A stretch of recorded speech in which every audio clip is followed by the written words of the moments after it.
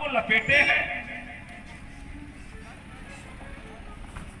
देखिए हमारे बीच श्री राम वाहिनी गोरक्षा न्यास के राष्ट्रीय अध्यक्ष श्री राजेश सिंह जी का आगमन हो गया। एक बार जोरदार तालियों से आप हम स्वागत। आप क्या बता सकते हैं अगर आप जर्मनी में नहीं पढ़े?